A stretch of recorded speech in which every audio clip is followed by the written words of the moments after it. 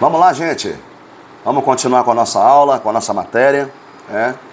Vamos entrar agora no livro de Colossenses. Vamos entender a posição geográfica desse livro, dessa cidade, posição geográfica, política, já sabemos. É mais uma aqui, está ligada a Roma. E vamos entender também a necessidade da pregação da palavra de Paulo naquela cidade ali, naquela igreja, dos Colossenses. Está dizendo assim aí na tua revista, cidade de Colossos, Colossenses, cidade de Colossos, estava localizada a cerca de 160 quilômetros da cidade de Éfeso, Uma média de 160 quilômetros da cidade de Éfeso estava a cidade de Colosso. Era um distrito montanhoso também, no vale do rio Lico. Era uma pequena cidade da Ásia Menor, situada junto de Hierápolis. A cidade desfrutava de imensa riqueza e prestígio nos tempos antigos, graças a seus interesses comerciais. Colossos havia sido uma cidade importante que incluía diferentes elementos culturais e religiosos. Só veio a perder a importância social quando as cidades vizinhas foram crescendo e, por fim, Colossos sofreu um forte terremoto. Não foi mais construída, foi destruída por um terremoto, e não foi mais construída. Aqui não fala o ano, o tempo em que aconteceu esse terremoto. Nos dias dos apóstolos, a igreja de Colosso recebeu esta importante carta do apóstolo Paulo, que foi escrita direto da prisão em Roma. Vamos entender a organização e estrutura da carta de Paulo aos Colossenses. A carta ela é dividida em duas partes, ou seja, capítulo 1 e 2, fala da seção de doutrinas, mais uma vez, e os capítulos 3 e 4 fala da seção de exortações, assim como lá em Éfeso, capítulo 1 a 3, doutrina, capítulo 4 a 6, exortações, e de cunho familiar, foi o que falou lá em Efésios, e aqui também não é diferente.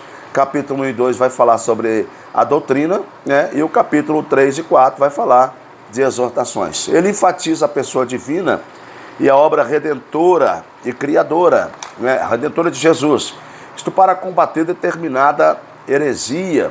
Paulo exorta da seguinte forma: tende cuidado para que ninguém vos faça presa sua por meio de filosofias, mais uma vez aí a filosofia, e vãs sutilezas, segundo a tradição dos homens, segundo os rudimentos do mundo e não segundo a Cristo.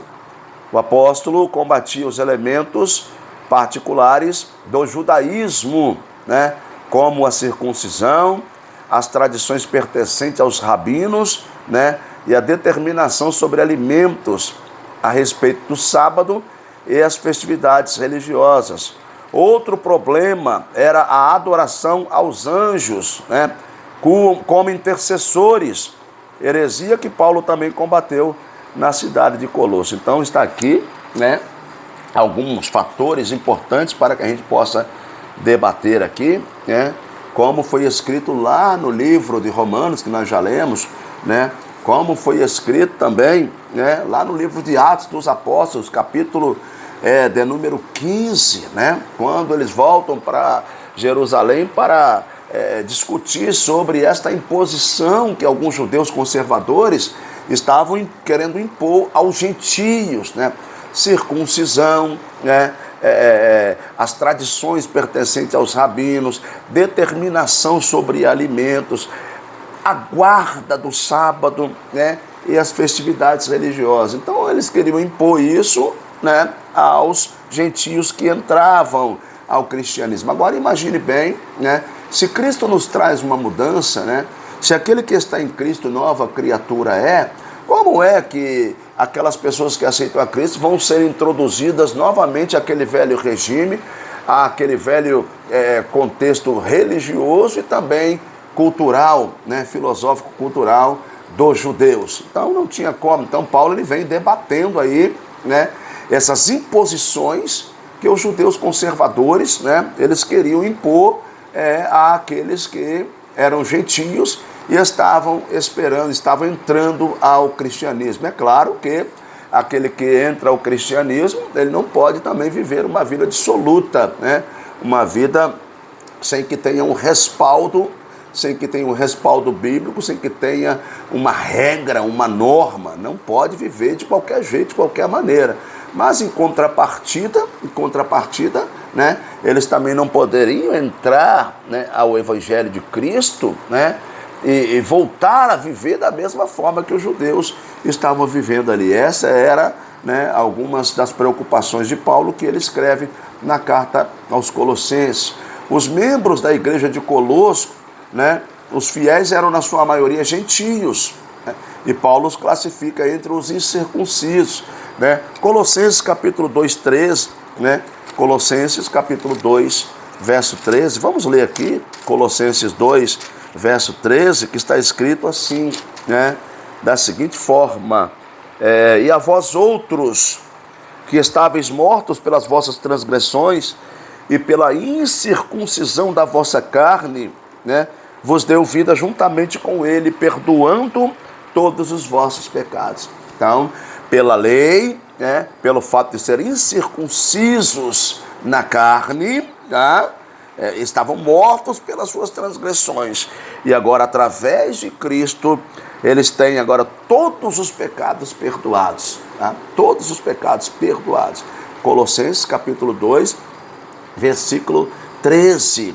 Né? No texto de Colossenses 1, 27, as expressões entre os gentios e em vós parecem demonstrar esse fato. Colossenses 1, verso 27, diz assim: e a quem entre os que são judeus, os que não são judeus, aprove dar a conhecer as riquezas da glória desse mistério, isto é, Cristo em vós, a esperança da glória. Então está aí falando, né? E essa esperança, esse privilégio vem também sendo dado àqueles que não são judeus. Tá? Então a principal razão da escrita da carta, né, era a heresia que era praticada em Colossos. Praticada por quem? Praticada pelos próprios judeus que ali habitavam, que ali moravam, e queriam introduzir no seio da igreja de Cristo aqueles velhos rudimentos, aqueles velhos conceitos, né? Conceitos culturais e também conceitos religiosos aplicados no tempo da lei, aplicados em outra dispensação. Tá? Então a principal razão da escrita de Paulo aos Colossenses é a heresia que ali estava sendo praticada. A heresia do povo colossense era uma junção da lei judaica e judaísmo, tá? Com as especulações filosóficas dos gregos. Então juntavam, né, as leis, né, judaicas e o judaísmo com a filosofia grega, né? Filosofia a parte do princípio que eles questionam tudo, né? A filosofia já parte do princípio de arrumar sempre, né, um critério que venha debater com aquilo que está sendo falado, né? E dentro do conceito deles, eles falam que quando eles assim fazem, eles estão procurando, né, o certo, estão querendo descobrir o que verdadeiramente é o certo, né? Então tá aí a heresia do povo colossense, era uma junção da lei judaica e judaísmo, com as especulações filosóficas dos gregos, mas o misticismo oriental misturado a tudo isso. A heresia dos colossenses representa a tentativa de que houvesse no cristianismo a união entre as religiões, ou seja, que o judaísmo gnóstico sincretista invadisse o cristianismo. Era essa, né? Era essa a tentativa que eles estavam querendo introduzir ao cristianismo. A heresia colossense também promovia o louvor dos anjos, a adoração a anjos, diminuindo também a glória de Jesus. Apesar da cidade de Colosso ser rica, Paulo envia instruções para uma vida abundante, tanto no relacionamento com os homens quanto para com Deus. Paulo exorta que somente em Cristo, através de Cristo, deveria ser dada a glória e a adoração, e não a anjos e a nenhum homem, né? A maior lição para nós hoje é a suficiência total e completa de Cristo em nossas vidas, tanto para a nossa salvação como para a nossa santificação. Devemos conhecer e entender o Evangelho de modo que não seremos distraídos por formas sutis de legalismo e heresias, né? Devemos estar atentos a qualquer desvio que diminua a centralidade de Cristo como Senhor e Salvador. Tá? É isso aí, a epístola de Paulo aos Colossenses, a epístola da prisão, a epístola do cativeiro de Paulo aos Colossenses.